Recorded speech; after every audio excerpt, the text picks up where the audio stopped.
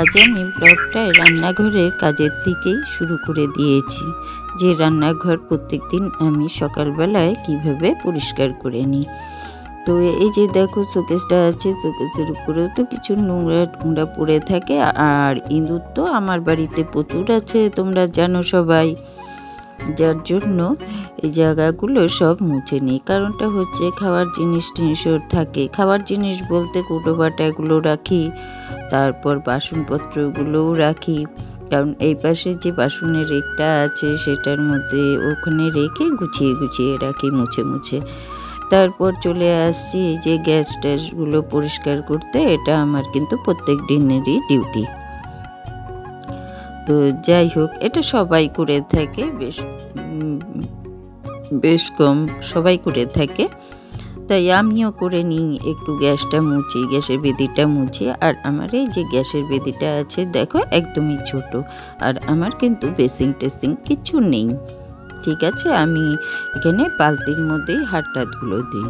তারপর সমস্ত কাজকর্ম সেরে টেরে পুজো টুজো দিয়ে তারপর চলে আসছি আমি এখানে টিফিন বানিয়ে নিয়ে চলে আসছি। তো টিফিনে বানিয়েছিলাম পাস্তা, তো পাস্তা বানিয়েছি। তো পাস্তাটাও ছিল ভাইয়ের ছেলেটা, তোমরা জানো।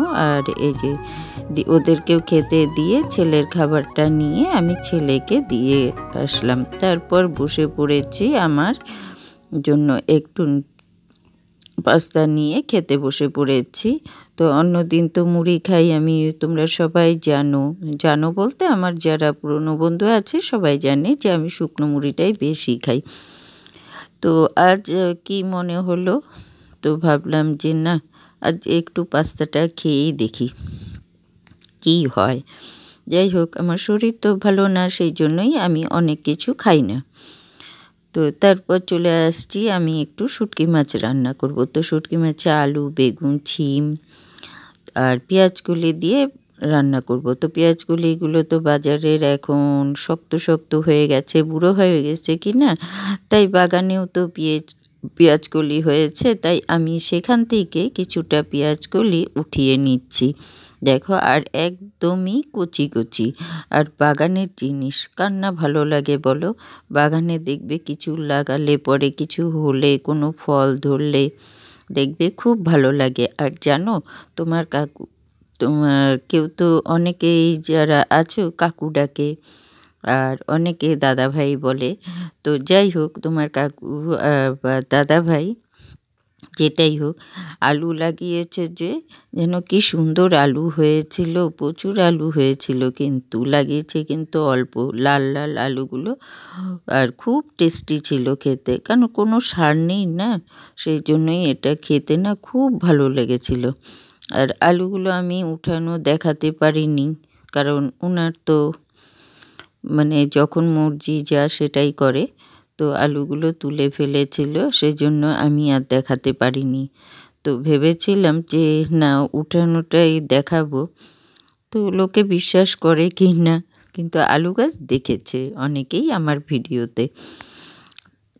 যাই হোক, আলুগুলো কিন্তু খুব টেস্টি ছিল। আর এই যে পেঁয়াজকলিগুলো দেখেছো, পেঁয়াজকলিগুলোও খুব টেস্টি ছিল, আর একদম কুচি কুচি। যেন আমি তুলছি, দেখবে অনেকগুলো আছে, কিন্তু এখানে পেঁয়াজ গাছ অনেকখানি আছে, আর প্রত্যেকটার মধ্যেই পেঁয়াজকলিগুলো ধরেছে। আর আমি যেখান থেকে দেখো যে গাছটার মধ্যে ওগুলো বড় বড় হয়ে গেছে, সেটাই আমি তুলেছি।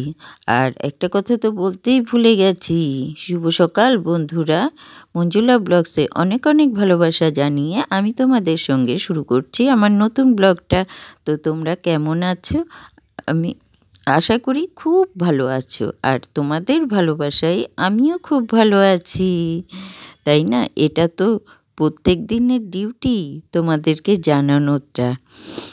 তো যাই হোক, চলো পেঁয়াজকলিগুলো তুলে ফেললাম, তুলে ফেলে তোমাদের দেখাচ্ছি যে আমি কতখানি পেঁয়াজকলি তুলেছি। দেখবে ভালো করে আমি দেখিয়ে দেবো, যেহেতু দূরের থেকে আরও একটা দেখছিলাম, দেখো আরও কটা তুলতে পারি কি না। তো হাতিয়ে হাতিয়ে দেখছিলাম।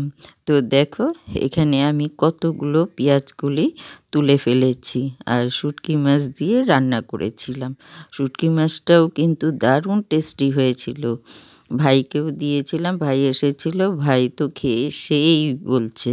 আর ওনাকেও একটু দেখিয়ে দিলাম। তারপর চলে আসছি ওগুলো কেটে টেটে নিয়ে রান্না করতে।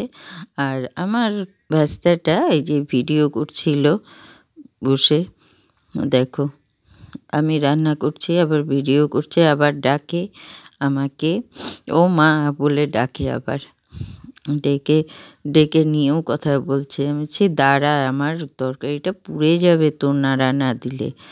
তো সেই জন্য আমি বলছিলাম। আর এখানে বসিয়েছিলাম বাঁধাকপি, বাঁধাকপিতে আলু দিচ্ছিলাম, আলু ভেজে রেখেছিলাম আর আলুগুলো তখন দিচ্ছিলাম। আর ও আমাকে ডেকেই চলছে, নাড়া না দিলে তো লেগে যাবে, বাড়ানো ছিল যেহেতু।